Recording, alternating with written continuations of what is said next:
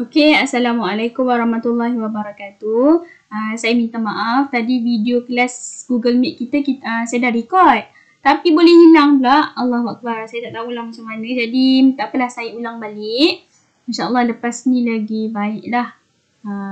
Okey, kita mulakan balik dengan pembelajaran kita. Sejarah Islam, sirah Rasulullah sallallahu alaihi wasallam. Okey, saya rasa semua masing-masing tahu siapa itu Rasulullah. Okey, kita mulakan dengan keputeraan Nabi Muhammad sallallahu alaihi wasallam. Keputeraan ni maksudnya kelahiran. Kelahiran Nabi Muhammad sallallahu alaihi wasallam. Okey, Nabi Muhammad lahir hari apa? Nabi Muhammad lahir pada hari Isnin, 12 Rabiul Awal.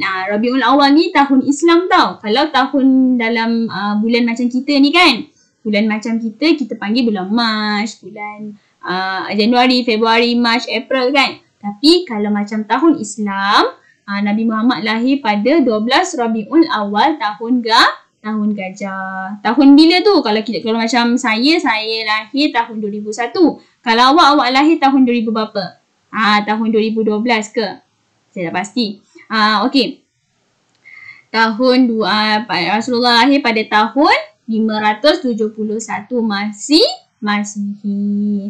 Okey. Nabi Muhammad lahir dekat kota Mekah. Tahu, saya rasa masing-masing tahu dekat Mekah tu dekat mana. Yang macam mak ayah kita pergi tu kan, pergi umrah ke, pergi haji ke, nenek-nenek ke atau awak ke, kan yang pergi haji tu kan, kat situlah Rasulullah lahir.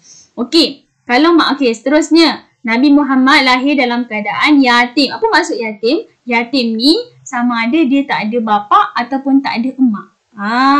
Dia lahir dalam keadaan ayah dia dah meninggal dunia. Ataupun seseorang tu lahir dalam keadaan mak dia dah meninggal.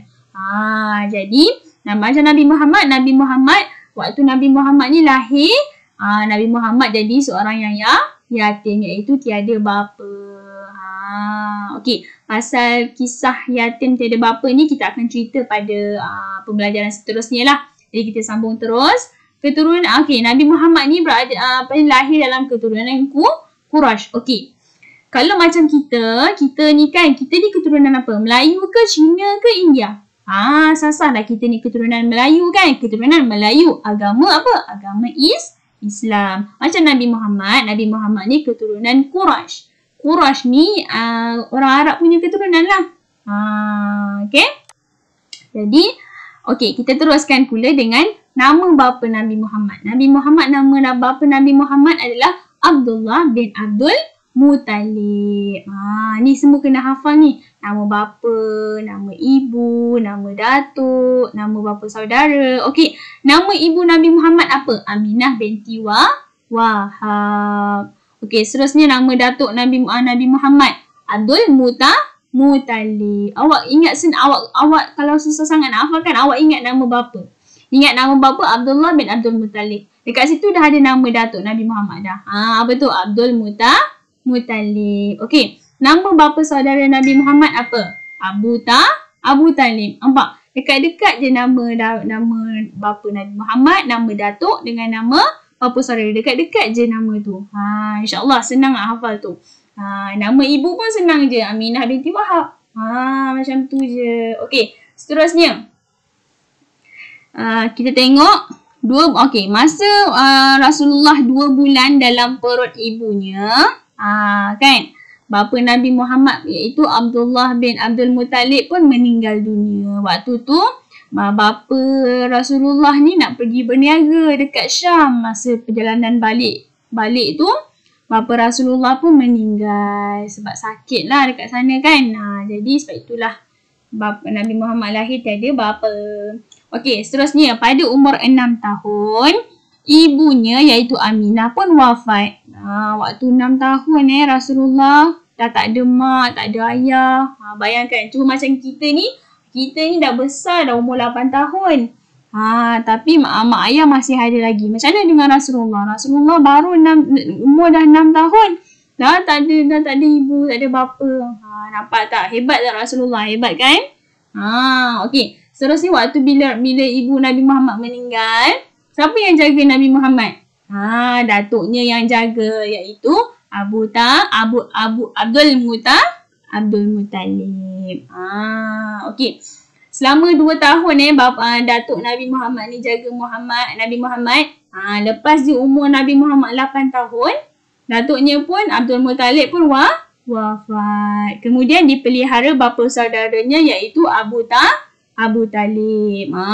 Waktu bapa saudara Nabi Muhammad ialah yang jaga Nabi Muhammad sampai Nabi Muhammad umur 25 tahun. Sampai Nabi Muhammad besar, bapa saudara Nabi Muhammad dijaga. Jadi bolehlah awak hafal-hafal dekat sini. Lahir bila, lahir dekat mana, yatim ke tak yatim, lepas tu keturunan apa. InsyaAllah senang awak nak hafal ni.